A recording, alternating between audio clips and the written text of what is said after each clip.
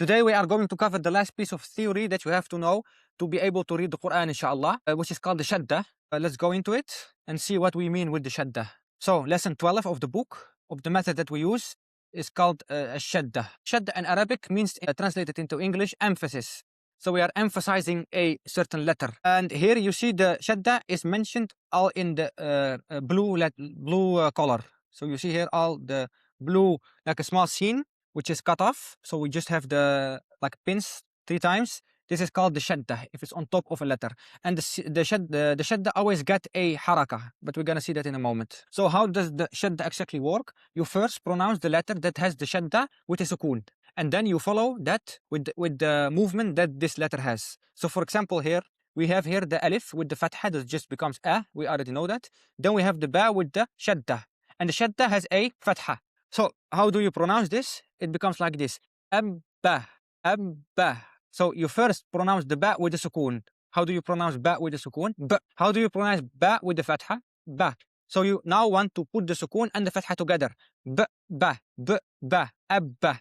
But we are going to look into examples right now. So first of all, we have here lesson number 12.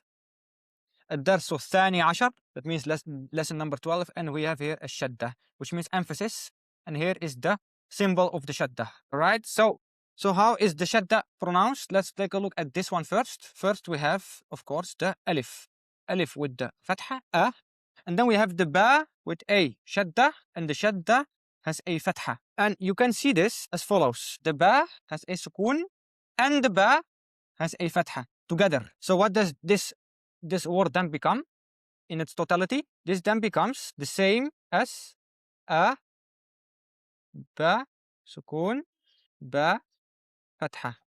So how do you read this? A, b, ba, a, b, ba, a, b, ba, abba, abba. So you see, you put an emphasis on the ba, ba, ba. You can now also understand why this is the last piece of theory, because you have to understand first the sukoon and you have to understand the 3 harakat, and only after that you can understand what is the shaddah. Okay, we're gonna look at another example right now to make it more clear. So you see here, the shaddah can have many forms. The shaddah can have a fatha. The shaddah can have a kasra, and the shaddah can have a damma. The shaddah can also have a fathatain. The shaddah can have a kasratain, and the shaddah can have a dammatain. So everything comes together with the shaddah. Let's exercise with this one now. We have, like we already said before, the shaddah is nothing else than this letter repeated twice. One time with the sukoon and one time with the harakah. For example, here we have a, then we have b, then we have b. How do you pronounce this? Abbi, abbi, abbi. So let's practice with the other ones. See if we can. The first one last time. Abba, abba, abbi, abbi, abbu. If we have, for example,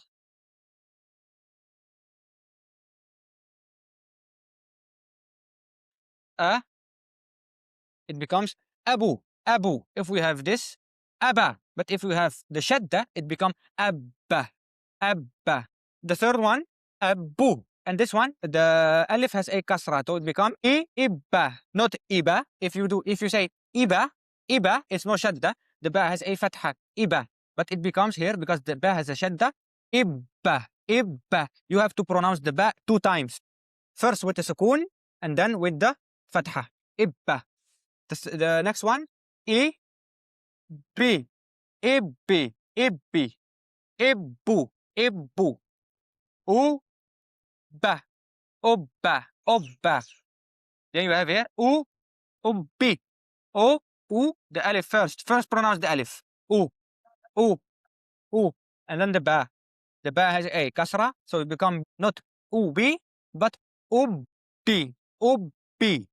So when you pronounce the ba, take a rest, like emphasize the ba. Okay, the next one, ubbu, ubbu, abban. Now we have the fathatin, so it becomes abban, abban. Then we have abbin, abbin, abbun, abbun, ibban, ibban, ibbin, ibbin, ibbun, ibbun, ubban, ubban.